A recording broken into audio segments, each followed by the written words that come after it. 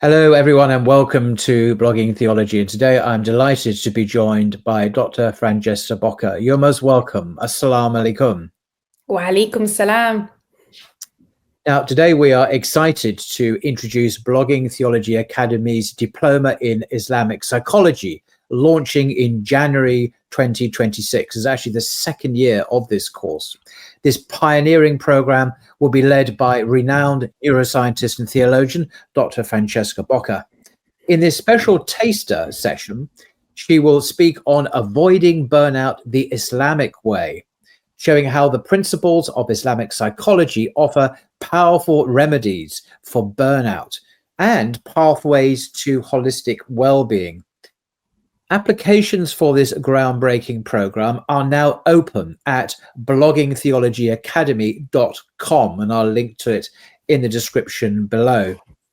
Dr. Francesca holds a master's in neurocognitive psychology and a PhD in systemic neuroscience, both from the University of Munich in Germany, as well as a diploma in Islamic psychology from Cambridge Muslim College in England. She is a visiting lecturer here at Blogging Theology Academy. So over to you, Dr. Francesca. Thank you so much for the introduction.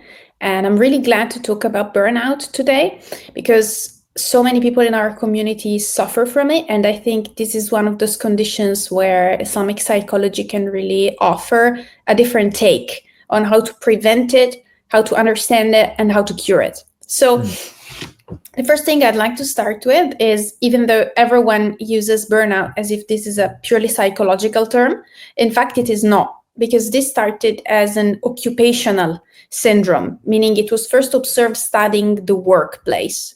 So burnout is something that to have it, you need to fulfill 3 criteria. It's criteria number 1 is that you have to be exhausted or energy depleted. Criteria number 2, you feel a mental distance, you feel cynical about your work. And criteria number 3, you are not able to be productive or to be effective. So this originally started as something related to the workplace, but now we speak about burnout in basically every field of life.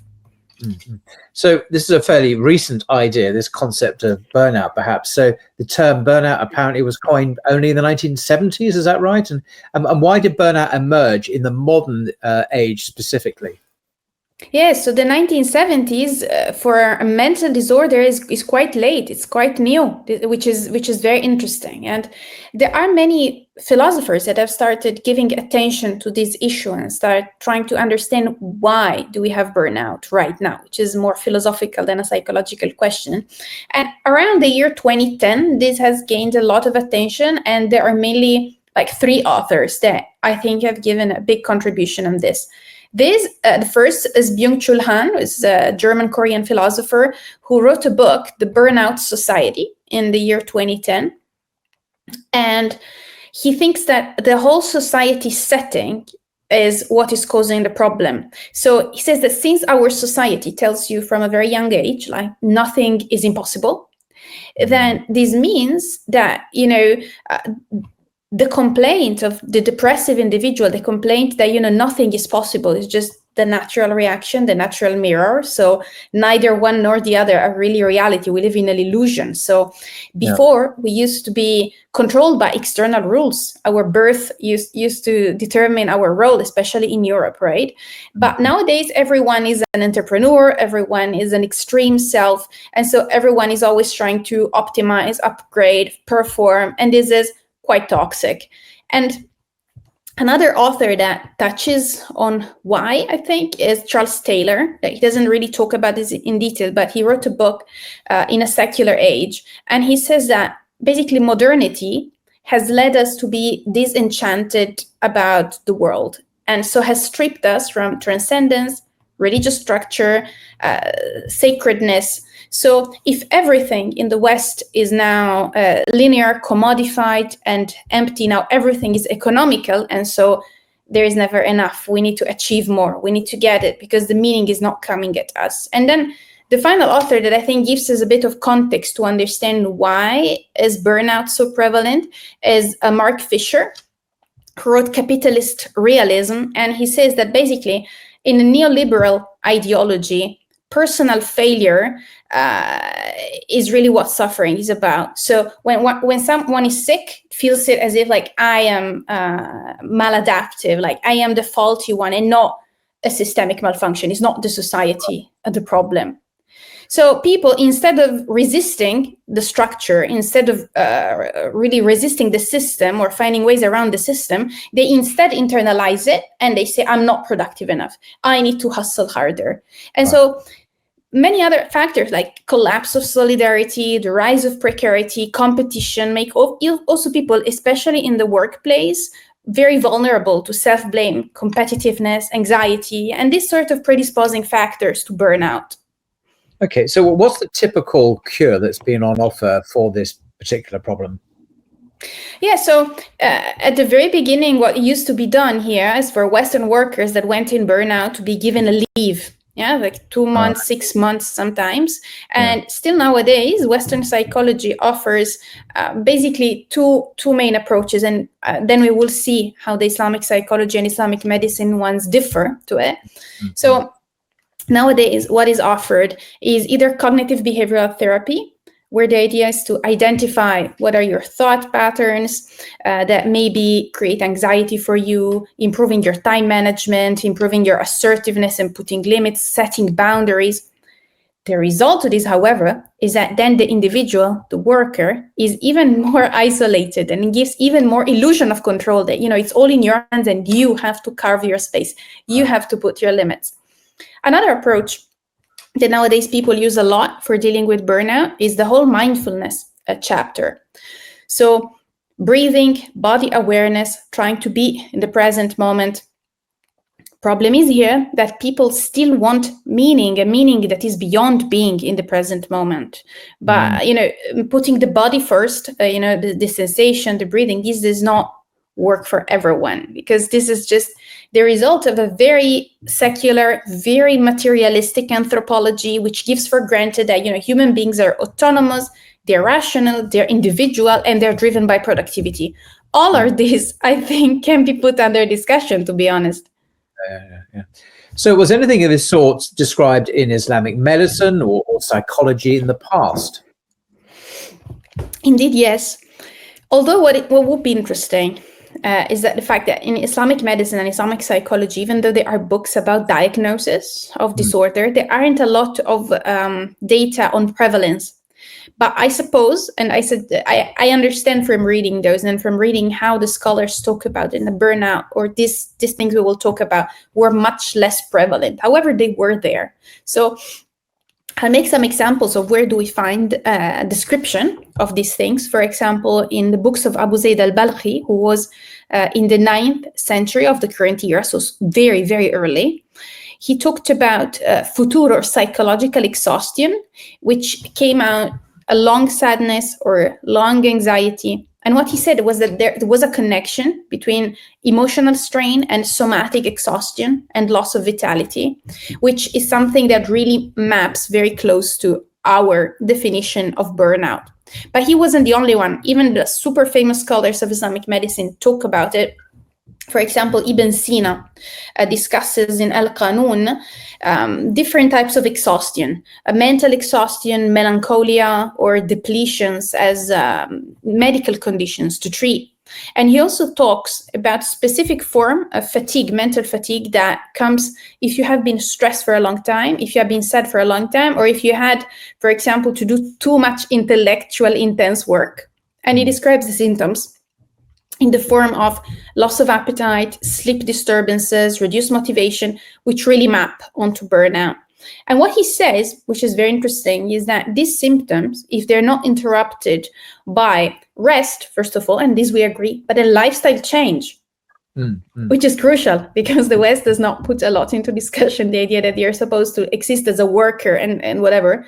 And Ibn Sina says you also should include for such a person joy-inducing activities, which are not talked about right now. So if these three changes are not made, these can bring to deeper depressive states and a collapse of the inner strength, the quwa al-nafs, the strength of the self. So prolonged strain on the قوة الناطقة, or the rational faculty, or the ruh, the spirit, can bring to a collapse, and this is something we should avoid. So he suggests a lot of treatments, and among them also he adds complementary treatments such as poetry, nature walks, good companionship. And he says people that tend to have these disturbances, they should pay attention and have moderation in the way they study, have moderation even in the way they do their religious observances. And moderation, we will see, that is really a key. But I'd like to add also what Al-Razi and Al-Majusi talk about in terms of burnout, because it really helps us to get a complete picture of how these classical scholars frame it. Al-Razi said that chronic stress, or things such as emotional dysregulation or fatigue, can induce several conditions such as melancholia or huzn, sadness, or wahn al-qalb, or weakness of the heart, yeah. And this brings also physical problems. Somatic complaints, digestive problems are very also common with burnout, muscle fatigue, very common with burnout.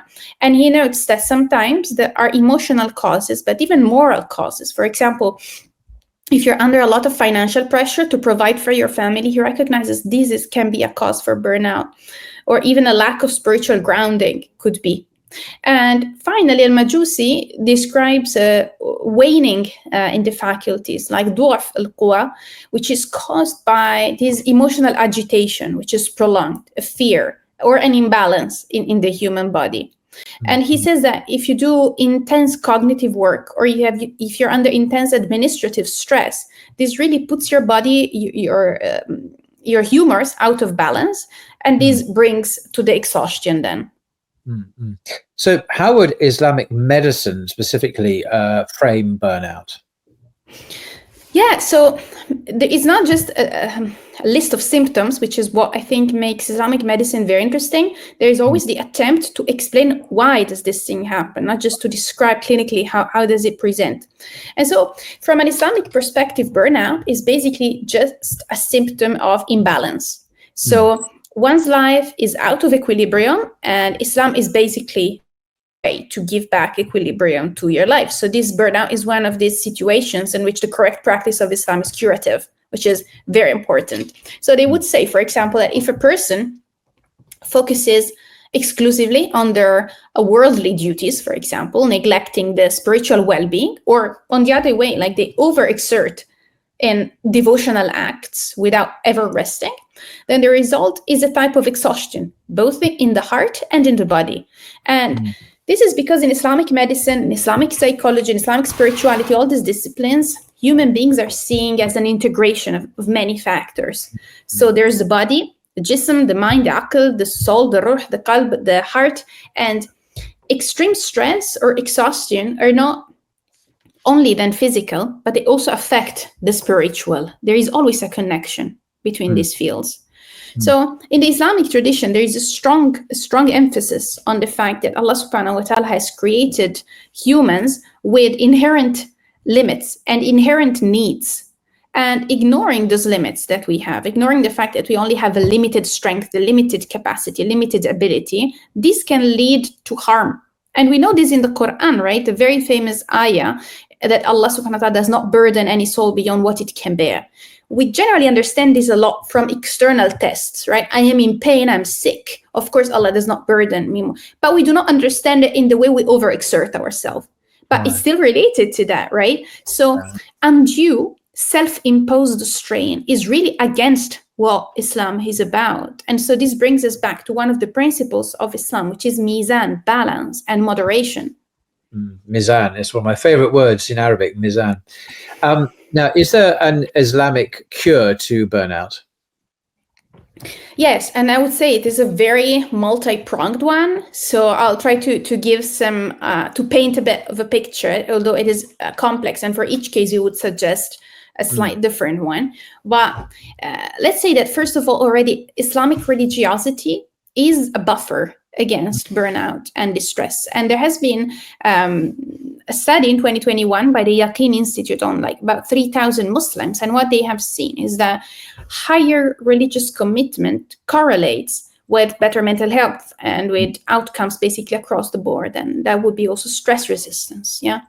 And other studies, and there are now a lot of studies being done, for example, in Turkey by Senturk and other authors, that there is this idea of Islamic coping, it is called in Islamic psychology. So the way we cope with life's pressure through things such as patience or sabr, trusting God or tawakkul, prayer, seeking meaning in trials, this is really also protective. As for when the burnout becomes clinically significant, so the first part was how to protect yourself against it, and then there's what to do when you actually realize, oh, I burned out now. So a first step would be to reprioritize, taking a step back. Do I really have to do this? Do I really need to be in these difficult circumstances?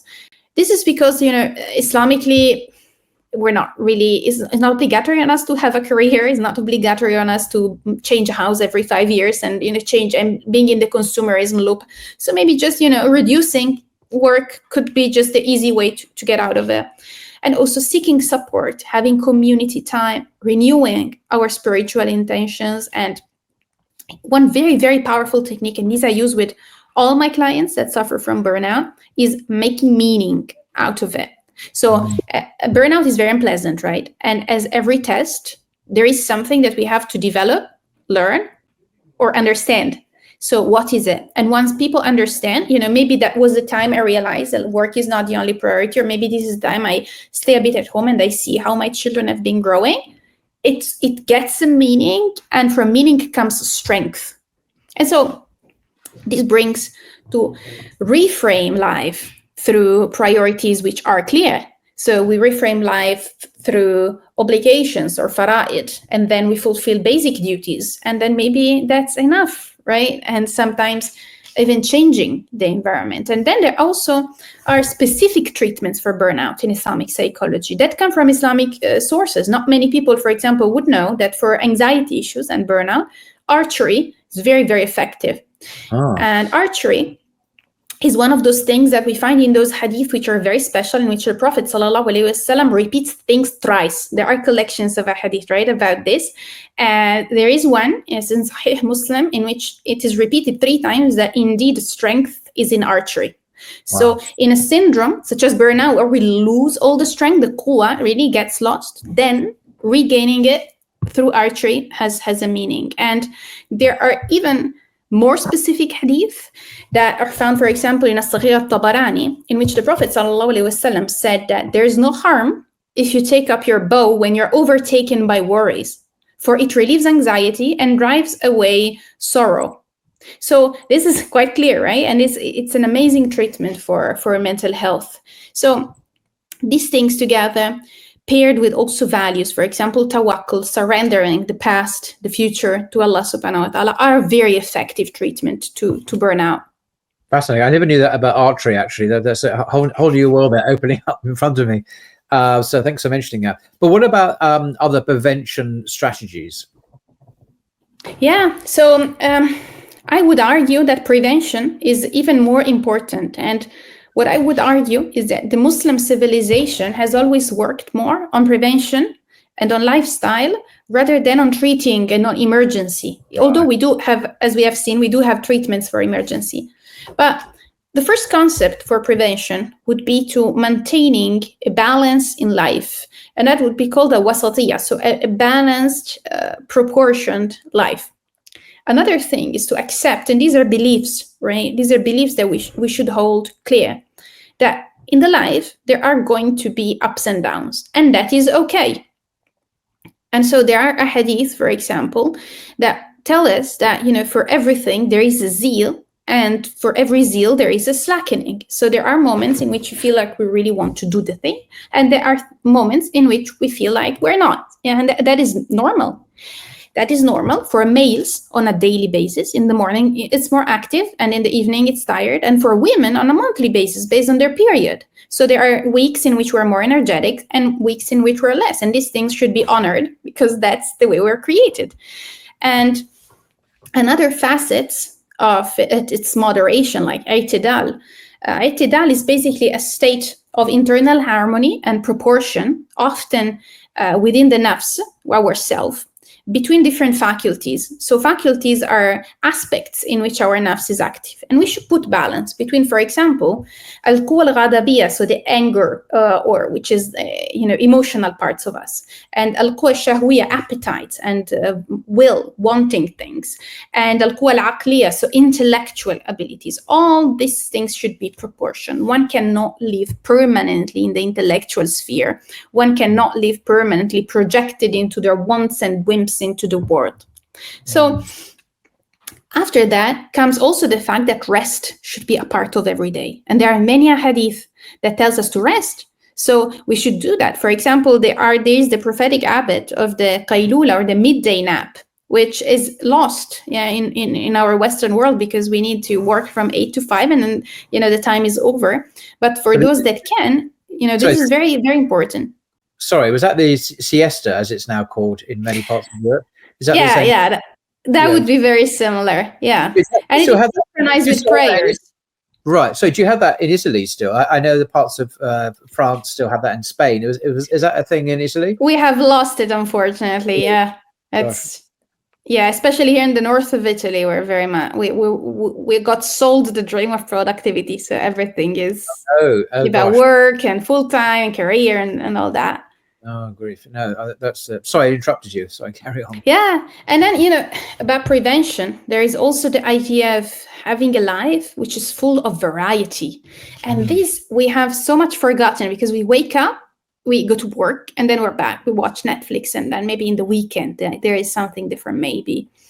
But this is really not what life is about. So we know of a hadith in which the Prophet ﷺ rebuked affectionately, but rebuked some of the companions that were like praying all night, and they were told, observe the fast and break it, pray at night and sleep as well. So eyes have a right over you, the body has a right over you, the family has a right over you. And these are not dry rights, meaning, I have to do this, I have to do that. No, there is also joy in these things, right? There's joy in the family, there's joy in sleep, there's joy in taking care of your body.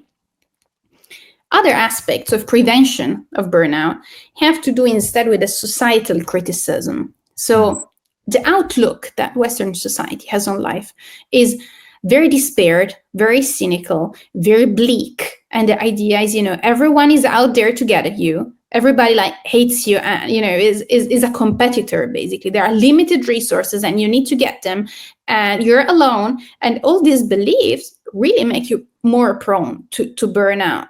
So periodically, one thing that can really help is to take time and think about the world and build your own values. So, for example, renewing intention, tajdeed. And, the Prophet ﷺ said something very relevant to this, that is that faith wears out in the heart like a garment. So ask Allah to renew the faith in the hearts. And this renewal is really against the fact that, burnout wears out everything. So as patient, doing every day, working a little bit every day really is more conducive to permanent effects. Wow, it's a beautiful hadith, I must say. But in the Muslim community, we have faith leaders, activists, volunteers that go into burnout. Can you tell us more about this phenomenon? Yes. So I think that the area where this is more frequent is in the categories of caregivers or spiritual leaders. But sometimes also in our community, we do have the mainstream occupational burnout as well. So several Muslim caregivers do experience what we usually term a compassion fatigue, which is essentially burnout from emotional overload. And there is Dr. Omar Suleiman from the Yaqeen Institute. He noted that there is a consistent phenomenon of being pushed too hard. And this is something that communities also need to understand. Because what I see, being in a small community where there are very few leaders and many people in need, is that sometimes people really put all their hopes in the person that they have in front of them, right? And it's like the imam has to solve the problem of them not knowing where to live or their residence permit, which it's a beautiful thing to help each other in these things as well in the community. But if we put all our load and all our worries on someone else, first of all, it's not the best thing to do, because we should, our problems are with Allah subhanahu wa ta'ala. And if someone helps, it's fine. Then otherwise, enough. We're just not supposed to get that thing anyway. And it's also harming the person that we're asking, because everyone can be asked only that much. And sometimes even the imams or the religious guides don't have the tools, the psychological tools to understand, hey, I'm really overexerting myself. So this is something we're seeing more and more, and we need to do alphabetization, psychological alphabetization and spiritual alphabetization to communities. I think this is very important. So what would be Islamic guidelines for them? So for the people that are really active in the community and are helping the others, it is very important that they do not think that they have to do everything, or they do not let their actions be from a place of guilt or other negative emotions which really don't have a place in Islam. Because I also work sometimes with people that work in activism or having community work. And sometimes, of course, intentions are a very complicated field, right? But sometimes in that intention, there is like, I can't really say no because like, I'm not a good person, or, there is a lot of self-narrative. And so there is, first of all, the invitation to really see out of which place are you doing this work. It is just, I seek the face of Allah subhanahu wa ta'ala, as usually it is said in Islam, or is there something like I'm compelling myself out of some strange psychological trick? And in Islam, we know that, we're supposed to do good if we can. Yeah, so we have a hadith which are very beautiful and very relevant here, that, the religion is easy. Do not become harsh and strict in religion, otherwise it overwhelms you. And there is a level in which our belief in destiny or qadr really also helps us putting the healthy boundaries. If we do have the opportunity to help a person, then it is in the qadr of me and of that person to be helped. If I don't, then no. Yeah, there's no need to burn out there. I'm just not the right person. I'm just not the right mean, or maybe that person was not meant to get that thing at all. And so deepest acceptance of qadr can also help us not feeling, again, this negative emotion, guilt and shame, and I don't know what if we say no. This is not performative, activism and being helpful in the community is just for Allah subhanahu wa ta'ala. It is not to show off, it's not for anything else. So Islam is not meant to be practiced with such an excessive zeal that you collapse under the weight of it, or that you push so hard, even in worship, right? Sometimes the Prophet ﷺ used to advise the Sahaba, go slow with this, it's not too much. So there is a too much, and sometimes we have forgotten that there is a too much, and sometimes we have to look inside ourselves. We see we're really overexerting ourselves, and reformulate the intention and re-understand the things from a different perspective. Very, very interesting. So what should we look out for if we fear we might be at risk of burnout? Well, the good aspect about burnout is that its first signs are quite easy to catch. So if we are alphabetized about it, we should be able to get it on time. And so any abnormal level of things such as tiredness is something that we should watch out. This can be bodily tiredness, mental tiredness, spiritual tiredness. And we have some sayings attributed to Ali, radiallahu anhu, in which he said that surely the hearts become tired as the body become tired. So you should therefore search for refreshing wisdom for them.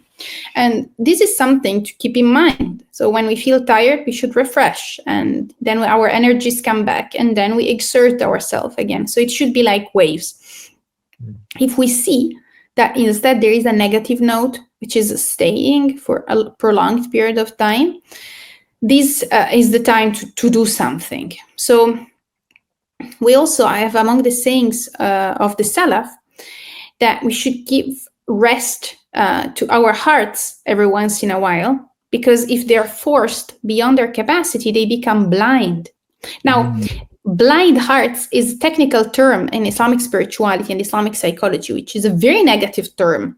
It is, when really the heart starts detaching from the truth and from Allah subhanahu wa ta'ala. So this is a big warning. Like if you see that you're forcing your heart beyond what it can do, stop, or you're going to detach. Something is going to break inside you. And I think that the early Muslim generations, they did not expect ourselves and our souls, our intellects to really operate at full capacity all the time. So what we see from their lives, if we read their biography, is that all of the even very famous characters, like they would have wives and have families and have innocent humor, or they were interested in poetry, or they took nature retreats. Because it is so important to like rejuvenate what is inside as our spirit, because they would understand very clearly that continuous severity deadens our inner faculties. Wow. So is the focus on productivity, even of a spiritual type, to blame?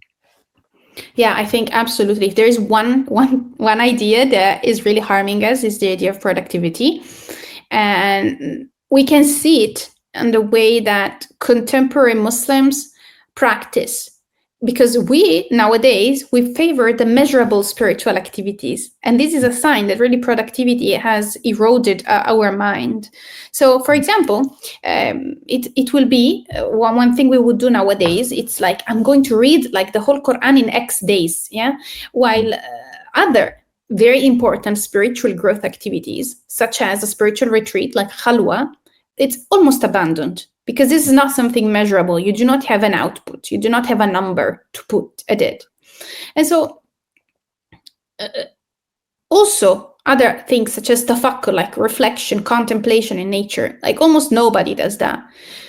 And the reason, I think, is because these things, even though they are necessary for our spiritual growth, they do not have a measurable output.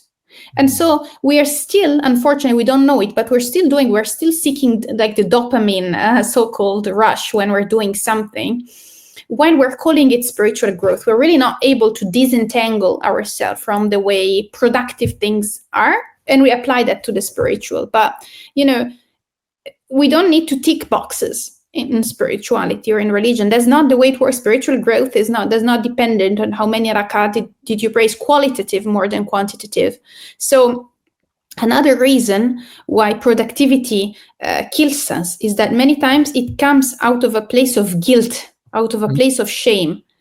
Like, I'm really not worthy as I am, so I should overdo, do more, buy the love of other people, buy the affection, buy the Jannah. That's not really a healthy spiritual intention. So also that is something you should look out for. So how does guilt itself tie back to burnout? So guilt is tied to a very specific psychological state that in Islamic psychology, we would call it al-nafs al-lawama, which is the self-reproaching soul. It is a stage in the growth of the nafs. There are generally 7 stages, and this is the second from the bottom. And in this stage, this is a good stage to have for an hour or a minute, in which you realize, oh man, I'm really not doing well. These things I've been doing are awful. I need to change. These habits are not acceptable anymore. Let's turn back to Allah, tawbah, and then you change. Right. What happens is that in the West, and many people have like a very Christian influence on that, especially Catholic countries are so based on guilt, everything, that it's really hard to get out of it, that they stay stuck in this cycle of guilt, nafs, I'm bad. But, a nafs that is stuck in this phase would continually seek an external validation, because internally they think, I'm bad, I'm damned, I'm doomed. So outside, let's get something positive from outside, because I can't get it from the inside. And so if we seek external validation, then we try to do more all the time, try to tick more boxes, do more things, have more people to help, and so on and so forth. And this really burns us out. Gosh, I mean, but are there also emotional causes of burnout? Yes, emotions are a very important part of our nafs, of ourself, and even very early scholars recognize that. So, for example, we have Al-Balkhi in Masalih al-Abdan wal-Anfus, or sustenance of the body and soul. He talks about it. He talks about psychosomatic health a lot. And so he observes, for example, how emotional disorders, mainly emotional disorders such as sadness or anxiety, because in Islamic psychology, even extreme emotions are a disorder. unlike in Western psychology, where there is just mood disorder.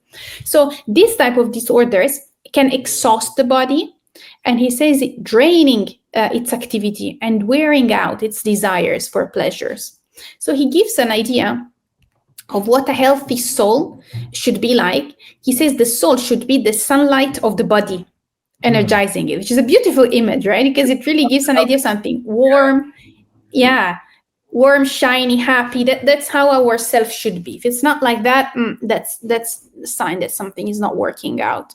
And he also notes something else, which is really intelligent, that expectations do play a role in preventing burnout. Meaning, if we really have accepted deep down that the world is supposed to be difficult, there is no easy wins for everyone in the dunya. There's no way you're getting out of it easy. And so if you say stress is unavoidable, let's just get through stress. Who cares about stress? I'm stressed, fine. Yeah, this will help a lot. And if we think that this was said in the 9th century, this is something that Western psychology arrived to in the last 15 years. It's very true. I remember there's Scott Peck's very famous book, The Road Less Traveled, which was on the New York bestsellers list for years and years and years. He wasn't claiming to do anything new. He recognized this as traditional wisdom. But the very first sentence of his great book on psychology is, life is difficult. And the failure, he goes on to say, paraphrasing, of course, the failure to recognize that fact results in mental illness and stress and so on. And then he discusses the traditional wisdoms and psychology, which is quite similar to what you've been outlining, actually. But yes. Did scholars of Tasawwuf discuss this concept on the spiritual side? Yes, in Islamic sciences, there has always been a continuity between medicine, psychology, and spirituality. So this idea of rough time, easy times, exertion, and then easiness is very similar to what in Tasawwuf we find as bast and qabd, so expansion and contraction. The idea here is that notably contraction is described many times as a state of despondency, like when the heart is compressed, worship even becomes hard. And these two states should alternate often. So a person is not destroyed because unrelieved qabd can lead to very severe outcomes. And we have several classical books on Tasawwuf which tells us that if you're constricted for too long, they even say that if the seeker, the salik, remains in qabd for a few days, its effect becomes unbearable. Yeah. So there is always an understanding that states should alternate and there should be variety. And this is one of the points of Tasawwuf, with all the doctrines of the ahwal, the states alternating, the maqamat, the stations, and the progress. Because being stuck is really one of the key problems of this day and age, I believe. So what would classical Islamic wisdom advise to today's Muslims then, both to avoid or treat burnout? Yeah, so here I think that aside from what we have said until now, there is a little bit more to add to the table. And the first idea, I think, would be don't be afraid to change, or don't be afraid to leave it all. Because maybe it would not be a case of burnout, classically, what we see, for example, in the life of Imam al-Ghazali. But when he felt that his high-performing life at Nizamiya Madrasa was bringing him to a prolonged qabd restriction, then he had the courage to live it. And that what came out of it is basically the main work of renewal of Islam for several centuries to come. Another factor is try to have a light lifestyle. So if you ever need to rest or to reduce work hours, is not a catastrophe. Many Muslims nowadays in the West get so caught up by living standards that they force themselves to do overtime or to overwork for it. We have the example of our scholars in Islam. They used to own very few clothes. They used to eat very little. These things are not just zuhud, asceticism, but they're also protective for your mental health, because the less you need, the less you're going to stress about it eventually. Yeah, so people nowadays, many times, they even burn out because they're not able to say no, or to set boundaries, or they overcommit until they collapse. So if this is the case, one should ask themselves, has Allah given me enough strength to do it? Otherwise, it's just not my place. There's not something I can do, and we're not tasked for things that we cannot do. And accepting eventually that things are meant to be difficult, that work is meant to be hard, and work is just there to feed our family, is not our realization, is not going to give us meaning, is not going to answer really the happiness question. These things don't determine our value. And I think after all these things are really realized and internalized, everyone is good to go, inshallah. Yeah, gosh, absolutely fascinating. So this then has been a special taster session, really, for Dr. Francesca's Diploma in Islamic Psychology on the Blogging Theology Academy. Now, this is launching in January 2026, as I said right at the beginning. It's a pioneering program. It's actually our second year. We'll be concluding our first year and starting our second year in January. By the renowned neuroscientist and theologian, Dr. Francesca. Applications for this groundbreaking program are now open at bloggingtheologyacademy.com. So have a look on the website, look at the other courses we offer as well. And we have a very gifted and world-renowned faculty, of which Dr. Francesca is a very honored member and visiting lecturer. And also there will be other taster sessions, inshallah, that Dr. Francesca and I will be podcasting in the coming weeks and months, just to give you further tasters of the delights that are, inshallah, on offer on this course starting in January 2026. So thank you very much indeed, Dr. Francesca. Very much looking forward to seeing you again. Thanks a lot. Theology Academy, and look forward to the next sessions when we talk about other aspects of Islamic psychology, inshallah. So, salam alaikum. Wa alaikum salam.